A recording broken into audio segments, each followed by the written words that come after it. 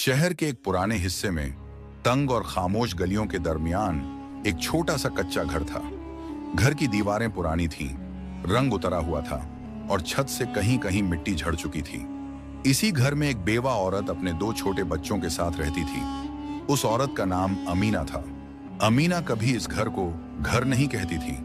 उसके लिए ये बस एक पनाह थी, एक ऐसी पनाह जो हर रात उसे याद दिलाती थी कि जिंदगी अब पहले जैसी नहीं रही। कुछ साल पहले तक इसी घर में हंसना, खिलखिलाना और उम्मीदों की आवाजें गूंजती थीं।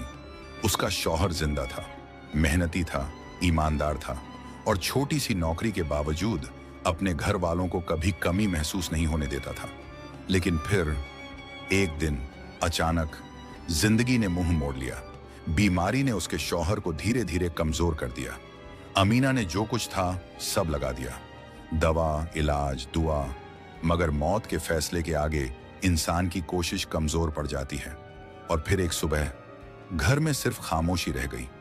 उस दिन के बाद अमीना के लिए हर दिन एक नया इम्तिहान बन गया। शौहर के बिना जिंदगी सिर्फ तन्हा नहीं थी, बहुत ज्यादा भारी थी।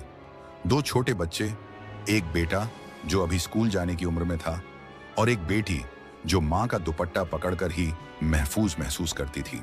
रोज सुबह अमीना उठती, बच्चों को देखती और दिल ही दिल में अल्लाह से एक ही सवाल करती, या अल्लाह, आज का दिन कैसे गुजरेगा।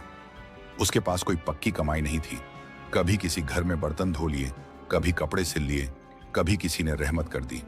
मगर कुछ दिन ऐसे भी आते जब घर का चूल्हा बिल्कुल ठंडा रहता। उन दिनों अमीना अपने बच्चों को सिर्फ इतना कहती, आज थोड़ा सब्र कर लो, कल इंशाअल्लाह कुछ हो जाएगा। बच्चे मासूम थे, मां की बात मान लेते थे, मगर मां का दिल वो कांप जाता था। एक रात जब बच्चे भूख से सो गए, अमीना अंधेरे में बैठी रोती रही।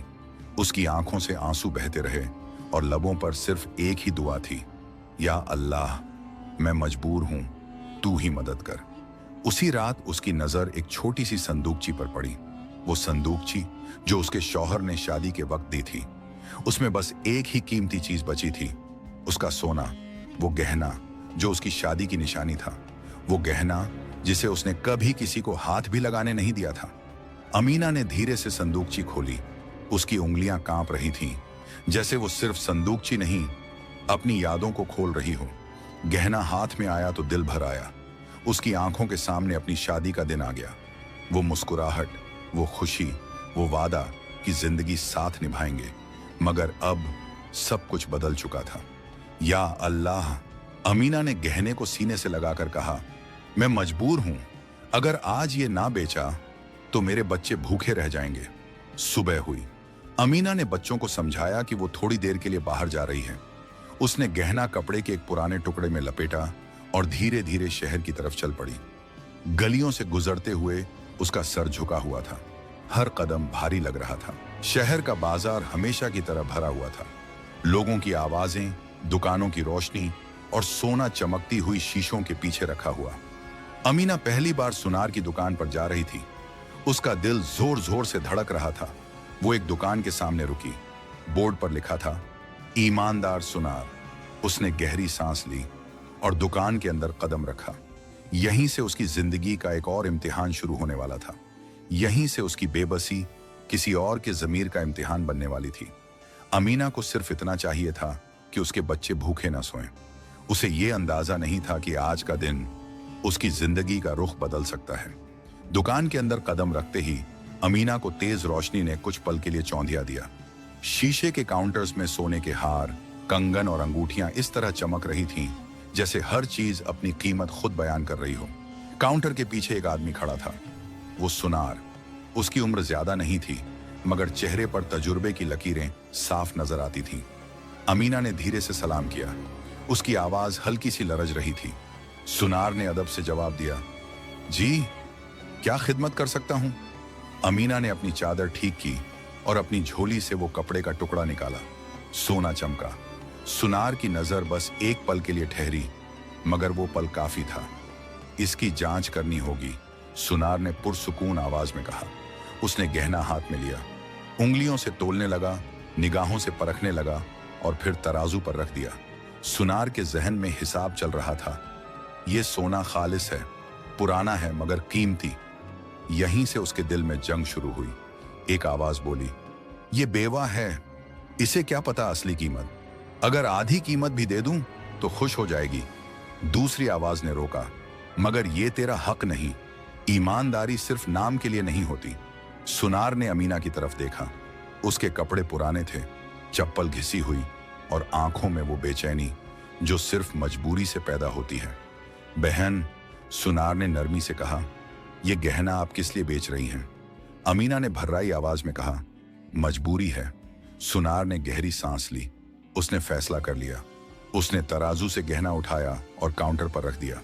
मैं आपको सही कीमत बताऊंगा, इस सोने की कीमत इतनी बनती है। सुनार ने पूरी रकम बताई। अमीना हैरान रह गई, उसकी आंखें फैल गईं। ये ज्यादा है, वो बेइख्तियार बोल पड़ी। सुनार ने मुस्कुराकर कहा, नहीं बहन, ये इसका हक है। अमीना की आंखों के नीचे गहरी लकीरें और लबों की खामोश सिसकियां देखकर सुनार का दिल पिघल गया। उसे अपनी मां की याद आई। उसने दराज खोली और जो कीमत बताई थी उससे भी ज्यादा रकम निकाली। अमीना पीछे हट गई। नहीं नहीं, मैं भीख नहीं मांग रही। सुनार ने तुरंत कहा, यह भीख नहीं है, ये आपका हक है और मेरी जिम्मेदारी। मैं इस शहर में इसलिए जाना चाहता हूं कि मैं ईमानदार हूं। अमीना के आंसू बह निकले। उसने कांपते हाथों से रकम उठाई। अल्लाह आपको जज़ा दे, उसने रोती हुई आवाज में कहा। अमीना जाने के लिए मुड़ी ही थी कि सुनार ने फिर से आवाज दी, बहन, अगर चाहें तो मैं आपको हर महीने कुछ काम दे सकता हूं। मेरी दुकान पर कपड़ों की सिलाई, सफाई, जो आप कर सकें। यह बात अमीना के लिए पैसे से भी बड़ी थी, ये इज्जत थी। अमीना दुकान से बाहर निकली। बाजार वहीं था, मगर उसकी नजर बदल चुकी थी। कदमों में वो बोझ नहीं रहा जो आते वक्त था। अमीना दुकान से बाहर जा चुकी थी, लेकिन सुनार अभी भी अपनी जगह पर खड़ा था। उसने महसूस किया, आज उसने कुछ खोया नहीं, बल्कि कुछ पाया है। सच्चाई का रास्ता कभी शोर नहीं करता, वो बस अंदर सुकून छोड़ जाता है। कुछ ही दिन गुजरे थे, लेकिन सुनार ने महसूस किया कि उसकी दुकान में बरकत बढ़ गई है।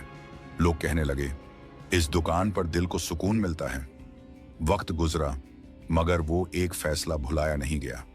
अमीना की जिंदगी संभल गई और सुनार का नाम सिर्फ बाजार में नहीं, दिलों में लिखा गया। लोग समझ गए, ईमानदारी कभी नुकसान नहीं करती और रहम कभी जाया नहीं जाता।